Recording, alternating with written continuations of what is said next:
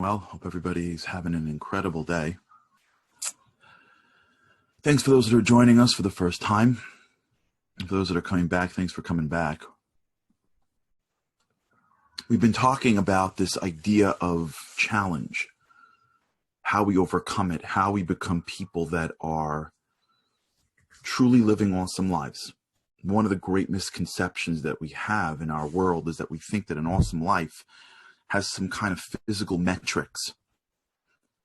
Certain amounts of money, certain size of home, certain level of freedom, whatever it is. The world has convinced us that there's a way to tell who's awesome, and you can sort of measure it on a scale of how much we have.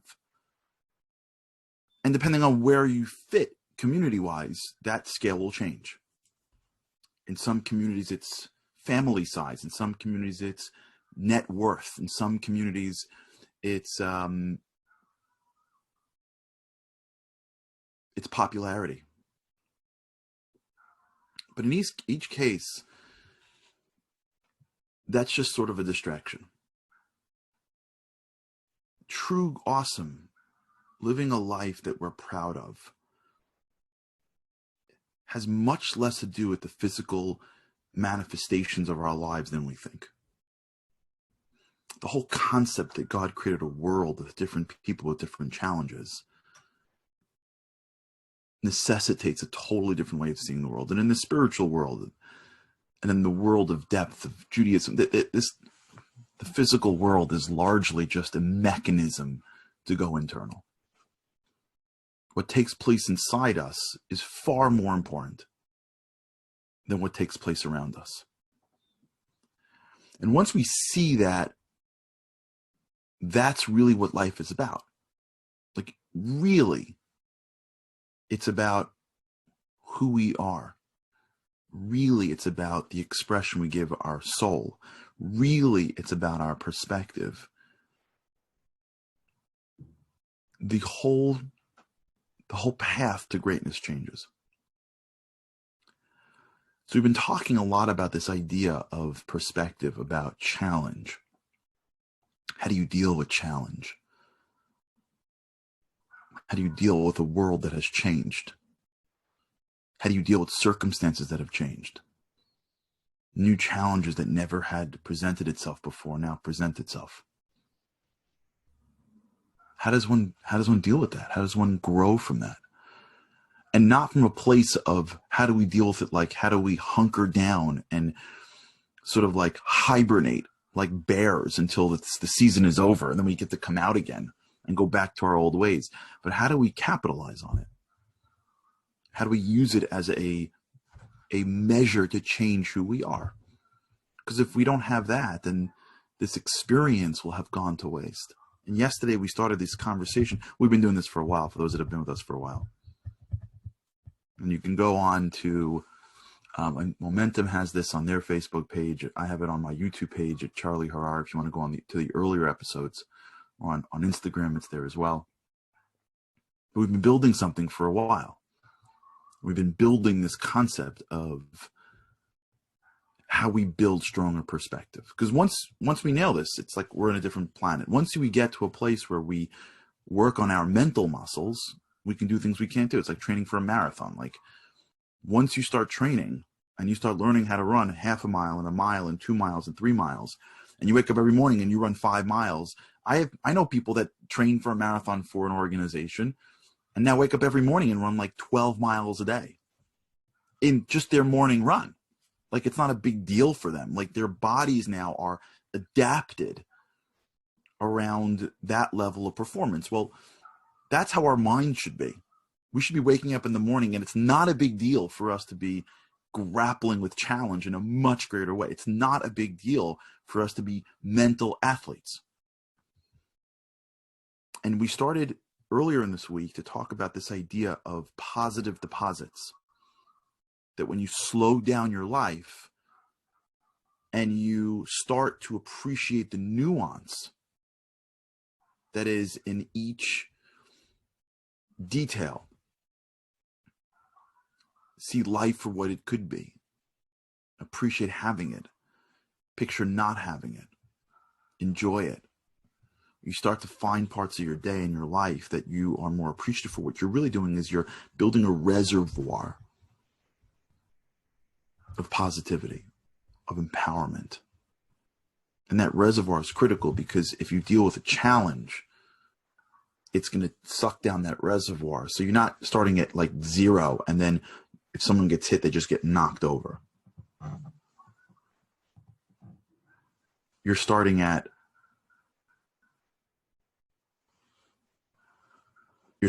like 50 or 60 or 100.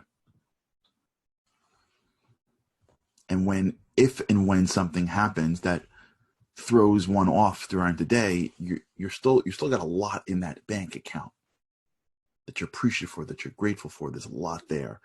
And not only do you not get knocked down, you train your brain to walk into an environment and see good. So now when a challenge comes at us, whatever that may be, your brain is already trained to like see the lining in the cloud. And you can see it every day. With God's help, hopefully we'll get back to a place where we can see people. And you'll go into, with God's help, I can't wait for like, I used to like, whenever we used to have, weddings or bar mitzvahs, like at some point you're so excited to go and share in someone else's simcha. But sometimes you just hope for a couple of days of quiet. Now you just like, can't wait. I'm like getting ready for like a school dinner. Like we're like whatever it is, any event with human beings that you can go to and like maybe shake a human being's hand and like not wear a mask. Like I'm so pumped for.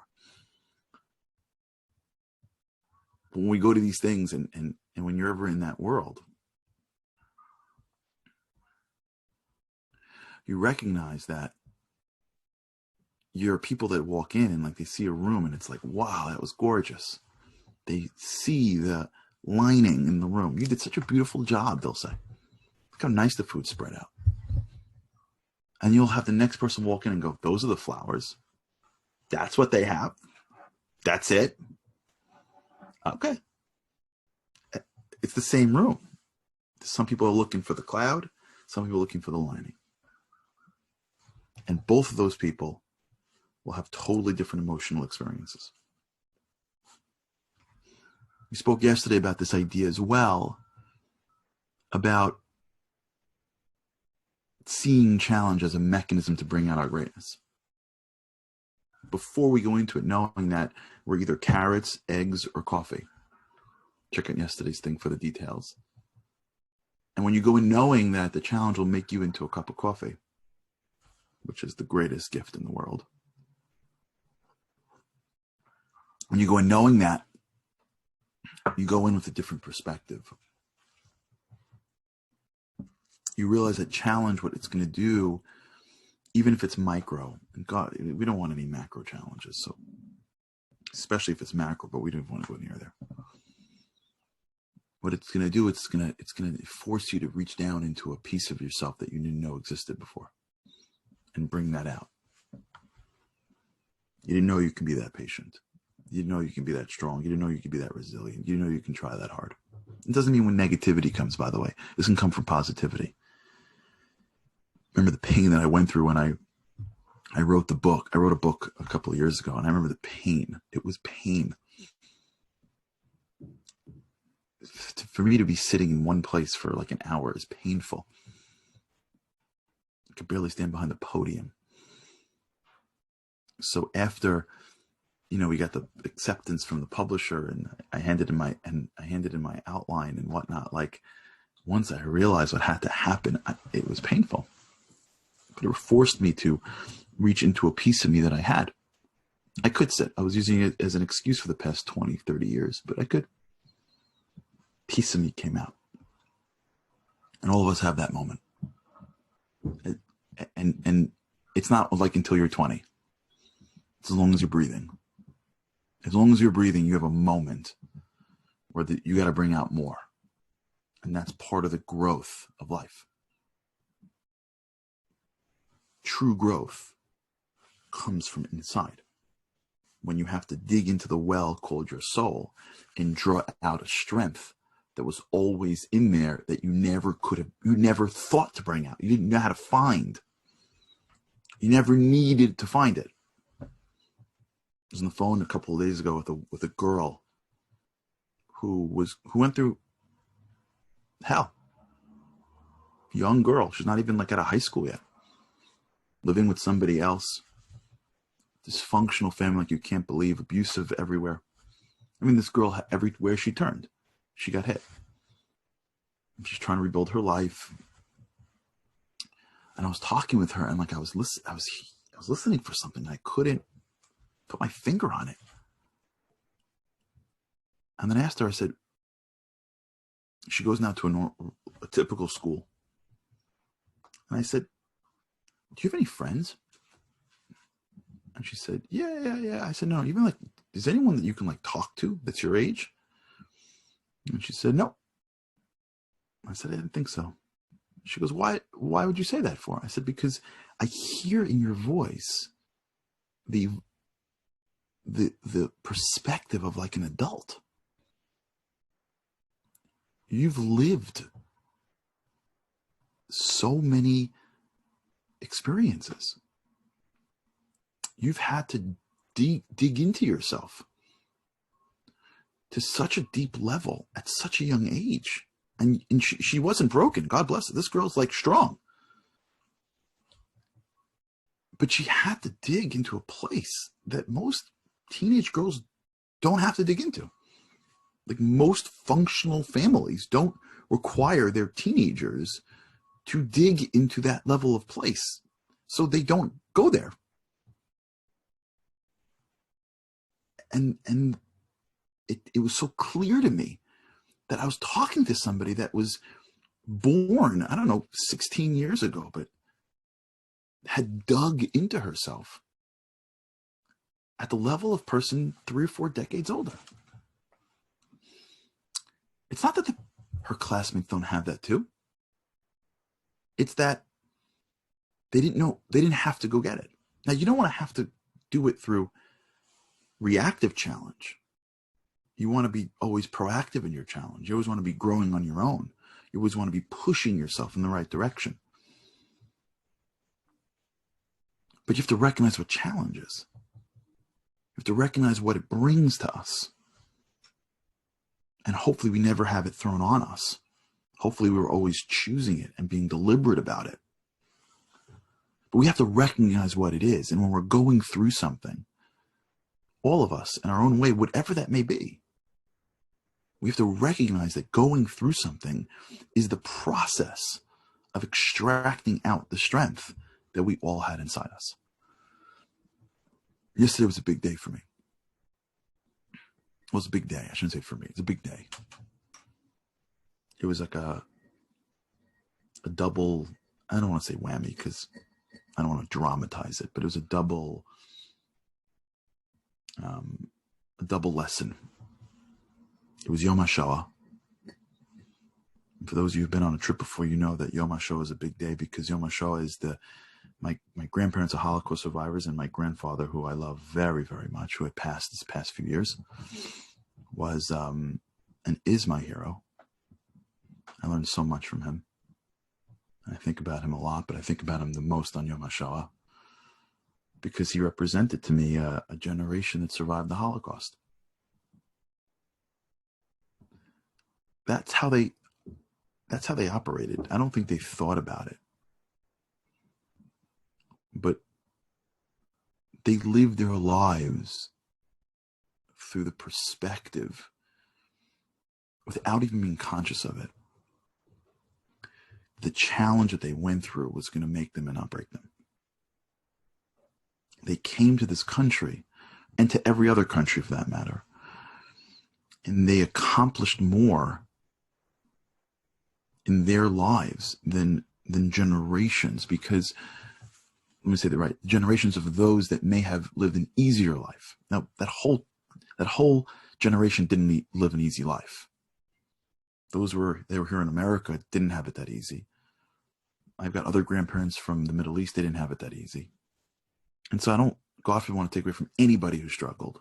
I just want to focus in on the Holocaust survivors, not to the exclusion of anybody else. They understood that they had to make it. And when you watch them, if you watched closely, and I was blessed, I lived 1 block from my grandparents my entire childhood. I didn't have to go see my grandparents on Sundays. I didn't see them at bar mitzvahs. I lived with them. My mom would stop the car at their house on the way home from school every single day, and we would run in for dinner, for dessert, we would sleep over randomly, like that type of relationship. So I lived in a world with numbers on the arms of my grandmother. I lived in a world where I was eating and listening to Holocaust stories. They lived in a world of, we're not going to let this break us. And so regular people were superhuman in that world. The way they just had to access parts of themselves that a normal person wouldn't have to access just to survive. They came to the country with nothing. No family. You couldn't close your eyes and go to bed at night without nightmares. No language, no skills, no education, no hope, nothing. And with the sheer will of each other and themselves, ripped something out and became something. And as a result, the challenge brought something out in them that made them superhuman. Because that's what challenge can do. But there's a caveat to it. There's a mechanism to it that we're going to start talking about today a little bit and tomorrow. Today a little bit. And yesterday, as in addition to Yom HaShoah, one of my closest friends of my life, my brother, not my blood brother, my spiritual brother, lost his father. I grew up in his house. He passed 2 days ago, his father. And I watched the funeral from the graveside through Zoom, which is a surreal experience. And the rabbi had a very interesting speech that stuck with me the whole day. And I'm going to end with this, and we'll pick it up tomorrow with God's help. He spoke about acting. He spoke about whenever you grapple with challenge, you don't have to be strong. You have to act strong. Such an interesting distinction between being something and acting like it. We just came out of Passover. In Passover, we have this rule that you have to act as if you left. We didn't leave Egypt, but there's an acting component to it. An actor doesn't think he is the character, we hope. Right? Like the actor who's reading the lines, I hope doesn't think like he's like an international spy. He's an actor. He just read lines. But he acts like it. And when you act like it, a bit of it starts to seep in. This is one of the most underrated, underappreciated strategies for growth. Because we're so concerned with being authentic that we forget that acting is actually the first step into building new neuroplasticity and new ways of seeing the world that will become us. When you act stronger than you are, you give permission to your brain to do things that it's not ready to do until slowly it becomes you. When you act like you're healthier than you are, you start to teach your brain how to eat, even though you have within you all this history in your mind that says, that's not how we eat. That's not how we talk. That's not how we smile and challenge. That's not how we deal with the current environment. We're usually blown. We usually say, I can't. We usually are very finicky. Who is this person that's acting? And then your brain goes, that's not you. So then you stop. But one of the great secrets of challenge is understanding that the way you deal with it many times is you act as if. You act like the person that you want to be in challenge, not the person you are yet. We'll talk about this again tomorrow with God's help. But for today, I think as we build ourselves, we have to realize that whatever we're going through, whether we're bringing it on ourselves, whether it's coming at us, we have to appreciate it, that it is the challenge that will make us. It'll bring out something stronger in us than we have in ourselves. If we're more grateful at the moments of sweetness, if we're more focused, that is the challenge will bring out to the power that's within us. And if we start to act as if, even if we don't feel it, something's going to really, really, really change inside us. So until then, have an incredible day. Thanks for tuning in. Remember, the goal of life isn't to fight for good or even great. It's to fight for awesome. We all have it in us. We're all created with a piece of the divine. Hope you have a great day. Thanks for tuning in. Looking forward to seeing you tomorrow.